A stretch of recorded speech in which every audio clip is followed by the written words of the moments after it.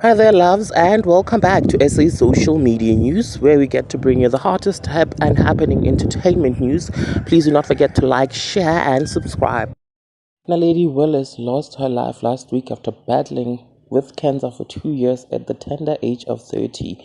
And yesterday, her friends and family gathered to attend her memorial service and celebrated her life. Friends were emotional as they shared memories they had of her. Take a look, you guys, and may her soul rest in peace. Girl who was punching above her weight. Naledi made me promise that those would be my opening lines at her funeral/memorial. 7th of August 2020, I got a call from Bob's at around 3 o'clock in the afternoon that would ultimately change the last year and bit of my life, as well as Naledi's. Naledi could talk. On the first phone call, she chowed both my ears off, but it was the part where she spoke about her cancer and her chemo that stuck with me. We dropped the call on Bob's phone, and then she slid into my DMs, and like they say, the rest is history. Because we had a short but intense friendship, I was able to really go back on our conversations, which were rather long, and try and document what seemed like a long journey with her. From the DMs, we moved within minutes to WhatsApp, which we felt more personal because of the conversations. They quickly became deep. After eventually meeting, clicking, and getting along like a house on fire, we became an inseparable duo. A duo that would annoy and irritate O'Neill, especially without twerking. But after Naledi got done with radiation, she slowly started feeling like her old self again. She just wanted to live life. Much to the disapproval of O'Neill on some of her choices, I understood where he was coming from as a big brother, but I also understood where Naledi was coming from. My only advice to her at the time was to listen to her body, which she did. We would have fun on the streets and also absolutely love chilling in bed when we were together or talk on the phone for hours. And we would jokingly say, geez, look at how late it is. We should have been in the streets. Now, for anyone that knows B, knows that November is a shutdown month for her. Naledi and B had a joint whirlwind birthday tour last year. They shut down Johannesburg and Cape Town, then they traveled to Dubai and Nigeria. Naledi was living her best life, and she was loving it and having the time of her life. Naledi and B returned from the birthday trip for a couple of days, and then before Naledi could even unpack her bag and do laundry, our plans of a dirty December started. She left for Dubai again and Nigeria. This trip was different. Admin to try and leave this time was a frustrating one. She had ticket issues, she had visa issues. I even said to her, the gods don't want you to go and live your best life without me. She did try and convince me to go with her, but I'm a single mother of 2, and it was towards the end of the school year. Listening to all her itinerary issues was a nightmare. Naledi eventually made it to Nigeria to meet B after spending a few days sorting out her issues. In her time alone in Dubai, one of those days on probably the 40th call of the day, she says, I have something to tell you. I have been trying to avoid it, but I'm not okay. I said, calm down. What's up, girl? She said, I've been feeling my breasts and I feel a lump, and I think the cancer is back. After a lengthy conversation, we agreed that we wouldn't overthink it. We agreed that she would be present during her trip and continue to live her best life.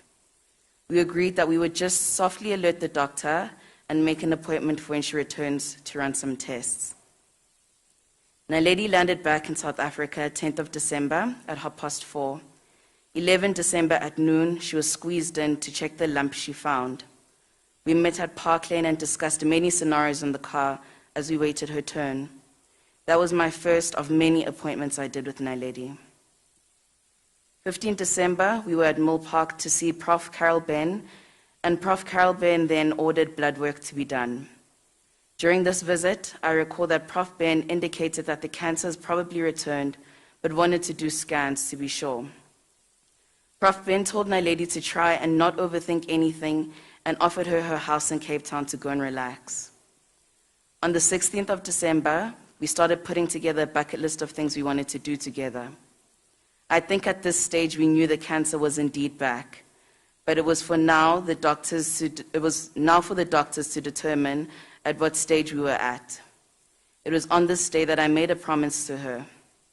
17 December at 9 o'clock, Naledi had her scan scheduled. 18th of December, Naledi had a morning feedback meeting with the doctors. 24th of December, Naledi was back in the hospital attending to admin for the removal of the lump scheduled for Jan. 12th of Jan, Naledi was getting her results. 13th, Naledi was told that she needed to have an emergency surgery the next day. 14th, Naledi is upbeat and a chatterbox during getting ready for the hospital at around 6 a.m. We check in on each other during the course of the day, and didn't Naledi video call me at 3 p.m. before her surgery with the face beat? To my shock and awe, I asked, why the face beat? She jokingly replied and said, so that if I die, the mortuary has one less worry. Around 7 p.m., she managed to message and inform me that she was awake, in the ward, but just feeling sleepy. January 16th, Naledi was discharged.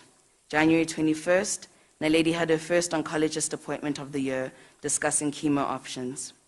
13th of Feb, Naledi started complaining of a bad headache. She actually thought it was COVID. Naledi went to the ER in Morningside. The side pain she complained about was fluids in the lung. She got a tap, which produced 500 ml of fluid. This would be her first of many taps. The highest fluid we drained from her taps was 1.5 liters from her lungs. In that same visit, because of the bad headache she was having, a scan of the brain was done, as well as her lungs. The results now showed us that Naledi had cancer of the lungs and of the brain. The breast cancer had become metastatic. The cancer had moved. Naledi shared that when she started seeing stars, she knew something was wrong in her brain, hence she put some pressure while in hospital to get scans done. 4th of March, we started radiation of the brain. We had to hold chemo plans in order to deal with the brain cancer through radiation. Naledi now knew she was fighting for her life because the doctors had given her 3 months to live. During this time, Naledi read and did research and learned of alternative medication. Alternative medication does not believe in radiation or chemo. With pain in her eyes, one day she asked me, gee, what must I do? Should I ditch chemo and radiation and try alternative medication, or should I carry on with radiation and chemo? That was heavy. I told her I couldn't answer that question. All I can do is support your decision and ride or die with you. We packed our bags after getting a green light from her doctors to tick off our trip to Botswana to meet her mom and for her to show me around her town. Fun was had. I must mention that we did that trip high on pethidine because she had a persistent pain in her sternum and was struggling to move. We had to mask her pain from her mother. After trying everything to help mask the pain, the only thing that she said helped her was wearing a waist trainer.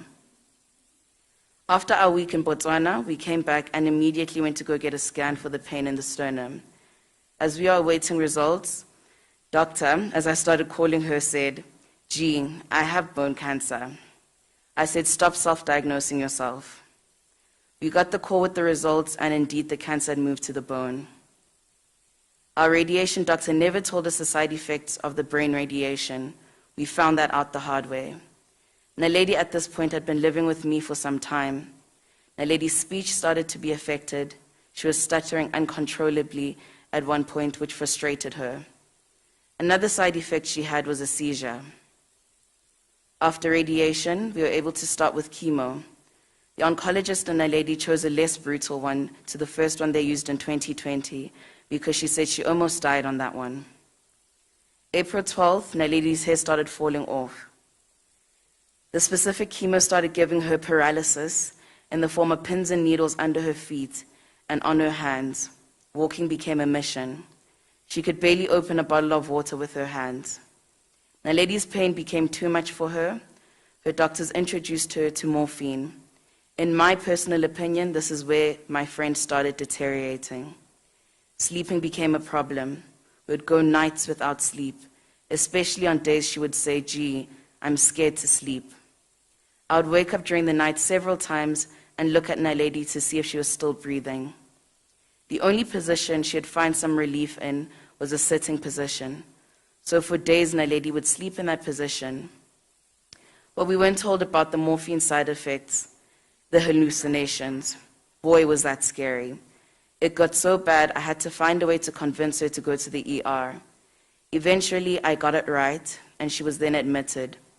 The doctor said to her that her white blood count was so low that had she been 15 minutes later, she would have died. Naledi soldiered on. We had an unnecessary surgery around winter time because she was in so much pain.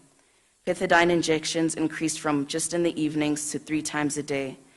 That area became infected. Naledi was struggling to breathe. Her lung capacity had shrunk. Because of this, Naledi in the evening time would be on an oxygen machine. When the breathing got worse, Naledi became dependent on the machine and was now towards the end on permanent oxygen. Meaning, if we had doctor's visits, we unplug the machine and move her to the tank, which had to be done with speed because even 3 seconds without oxygen was a struggle. When Naledi's mom came to South Africa, it was at this time that the doctor said there is nothing more they can do for her and that she is in her dying phase. In April, Naledi said, "If I make it to my birthday, I'm not dying, G."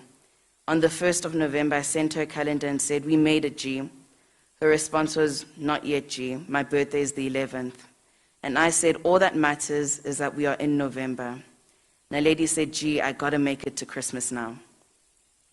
Naledi was in hospital just before her birthday, and on her birthday, the doctor said that they would discharge her because it was her birthday, not because she was okay, but because they didn't want her to spend her birthday in hospital. O'Neill and I had to scrap the plans we had for her and respect her wishes of resting that day. Towards the end, Naledi knew it was the end. The week before Naledi passed, I told her that the reality was painful to bear. She told me to allow myself to feel every emotion and to stop trying to be hard. And in the same sentence, she said, "I'm trying hard to fight, G," and my response was, "Hold on, G." 16 December 2020, I, Dudu Zuma, made a promise to Naledi to stand by her and go to every doctor's appointment with her and nurse her. I am happy to say I kept my promise, G. It wasn't easy. We fought, we argued, but I stood by you. On my birthday, 19th of May, you said you would never know how to thank me. My G, it was my honor. During one of our crazy late-night chats, you made me promise that if I were to ever be unresponsive, that I would fight for you and do whatever I could do to save you. I want to tell you that I did just that. When some around your bed said you should die at home, I fought the ambulance to come and give you a fighting chance. I asked you to hold on, G. I know you fought. I watched it every day this year. Rest, my G. You deserve it. I want to thank my family, Antutu, Pumi, and Moshe, my daughters, my nieces and nephew, my friends, my household staff, Matthew, George, my buddy, and whoever came into contact with Naledi through me. Your love, patience, and unwavering support has been amazing. When I would travel, they stood in the gaps. O'Neill, I have no words, just thank you. Rest, my G, you deserve it.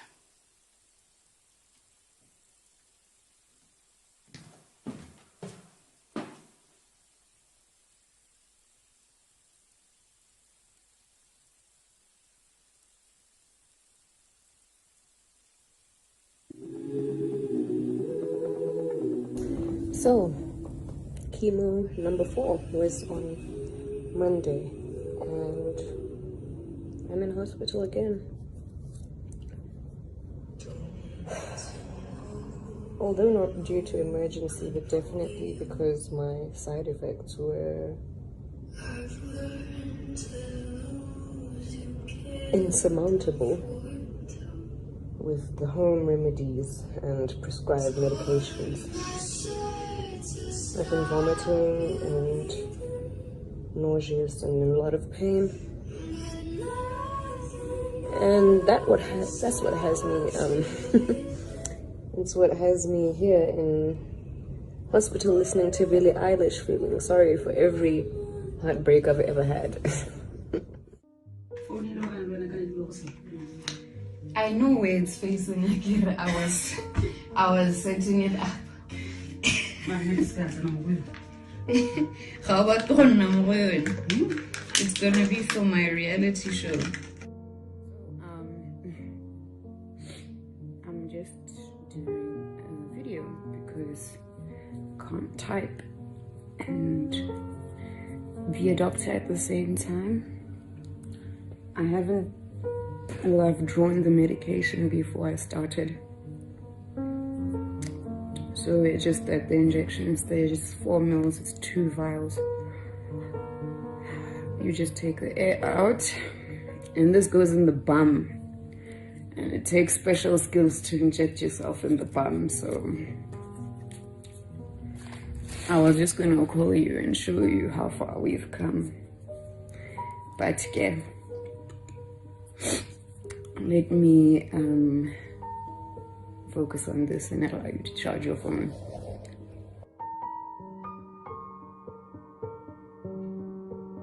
There is a possibility of cardiac arrest en route. I've explained we cannot do any advanced interventions right now. So it would be BLS CPR for 8 minutes. If there's no change, it is declaring as per current protocols.